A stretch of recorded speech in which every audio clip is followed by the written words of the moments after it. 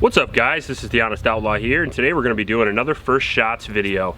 And today we're going to be talking about one of the hottest guns of the year, the P365 XL. Now I got to thank KS Gun Guy for this. This is his gun. He did send it up here. It is in immaculate condition, and we are going to shoot it today and give you my first impressions. And then we're going to shoot it a few more times after that, give you a 1,000-round review. And I've got a bunch of versus videos planned for this as well. There's a lot of things I like about the P365, which is the smaller version of this gun. Basically this gun minus about ½ inch of barrel. This has a 3.7 inch barrel. It's about 20 ounces. It is a polymer framed striker fired gun, just like many other guns on the market, but this one's a little bit more unique. It is a 9mm, but it is very, very small for what it is, especially the grip.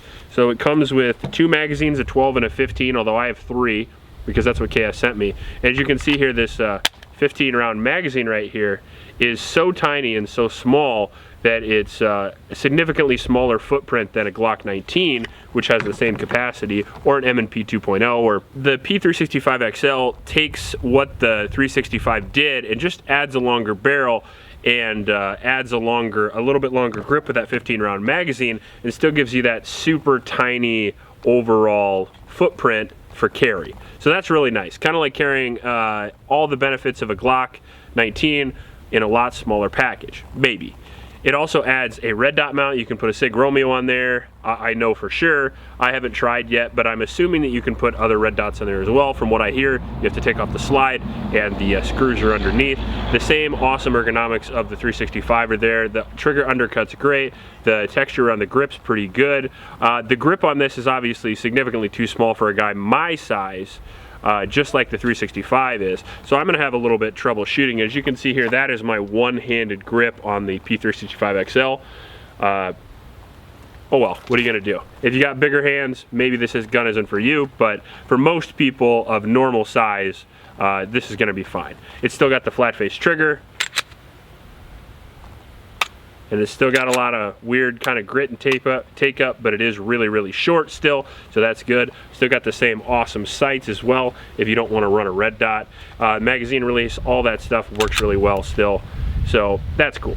So what we're going to do now is we're going to take it out and we're going to shoot it at distance. We're going to shoot it up close, and I'll give you my first impressions of what I think of the 365 XL. I know a lot about this gun already because I just reviewed the 365, and all this really is a slightly bigger version, so the learning curve will be a lot shorter. Alright, so we're going to gas this guy up and we're going to shoot a few rounds out of it, and this will be the first rounds I've shot out of the gun, but like I said, I know a lot about it because I've shot the 365 extensively.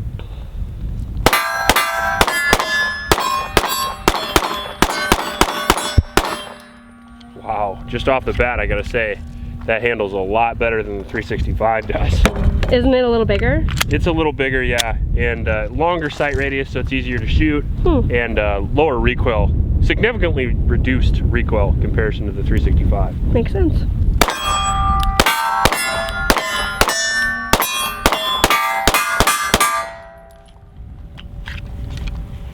I like this. KS might not be getting this back after all.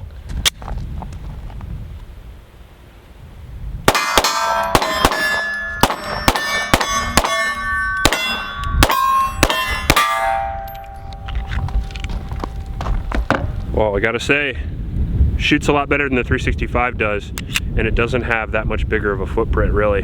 I mean, I know that the barrel matters a lot, especially when guys carry appendix, but a 3.7 inch barrel is not really that long, especially for a guy my size. This would easily hide on me. I might actually have to, just based off those rounds alone, I might actually have to pick this one up. I like this gun. All right, so now we got a couple of 12 rounders here and a 15 rounder. We'll go up and do some concealed carry stuff.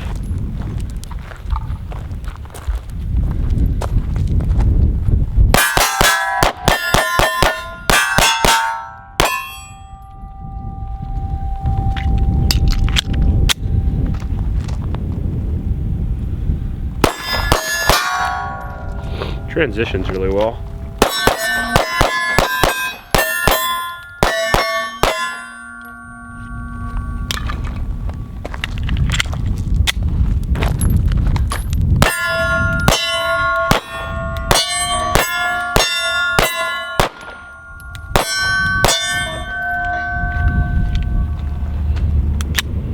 a baller.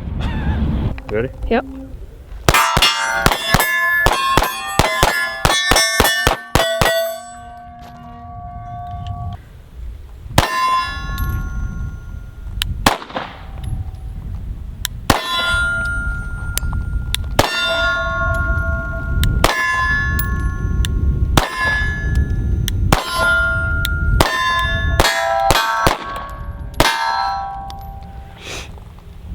Yeah, I like it.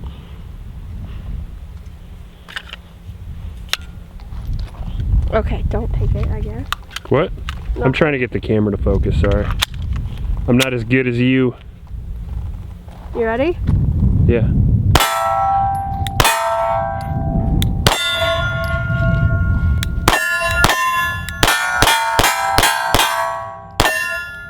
Jesus, that was good. The reset is a little long. It's kind of throwing me off, but I do like it. Is it weird that you just turned me on when you talked about reset? All right, so now we got the 365 XL here, and we're getting a little bit of farmer activity over behind us here. There's a combine behind us harvesting, so maybe it'll be loud, maybe it won't. And we're gonna shoot this guy at 50 and see how we do. I have a pretty good feeling we're gonna do okay if I do my part, because the other previous 365 was really well at distance.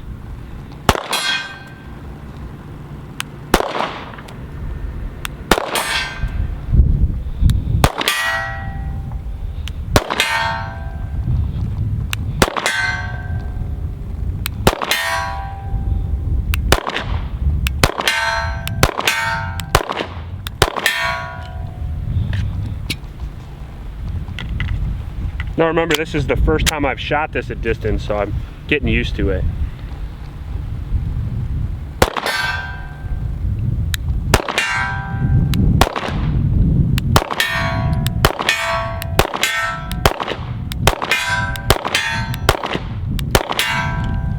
Trying to see how fast I can engage at this distance. If I wanted to slow down and hit every one,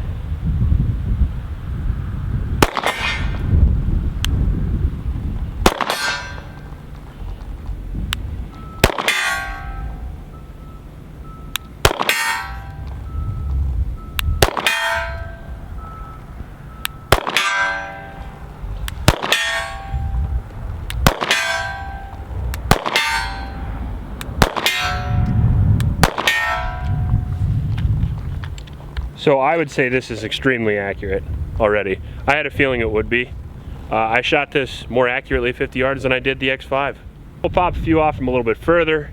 We're at about 85 yards or so right here. And we'll see if we can hit.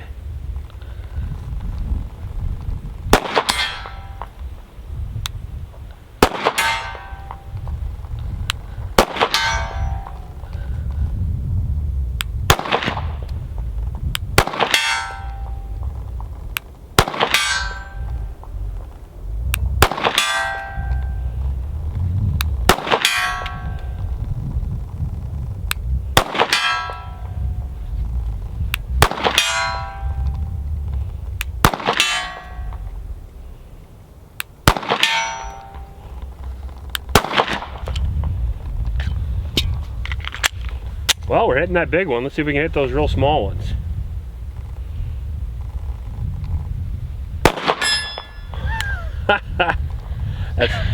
That's pretty good.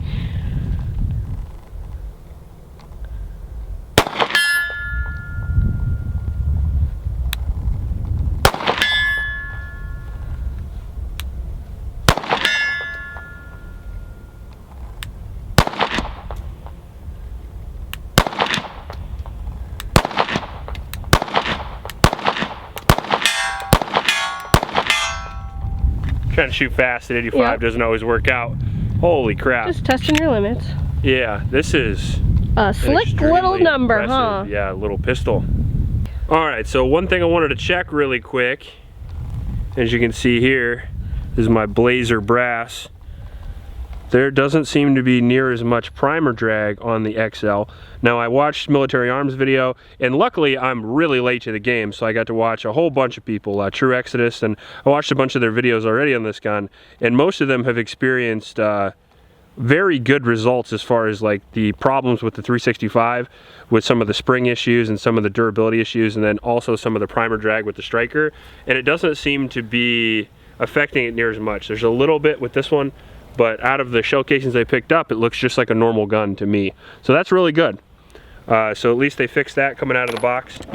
This gun so far to me has impressed the crap out of me already. I know it's just the first shots, and I know I only have 200 rounds through this right now, but based off my experience with the 365, I already came into this gun assuming I would like it at least a little bit, because the only thing I didn't like about the 365 originally was some of the durability issues, and I heard those were fixed with this gun, and I also didn't like that it was snappy, and they seem to fix both those problems with the 365 XL, at least so far. I've got 800 rounds more to go before I'm going to give my stamp of approval on this gun, but it's got the ledge for your sight, it's got a RMR mount or a red dot mount if you want, it's got the high def sights, it's got a great trigger. As you can see, you can hit from long distance with it if you want to. I can hit at will on those full-size targets at 85 yards and beyond. At 50 yards I can hit everything with no issue whatsoever.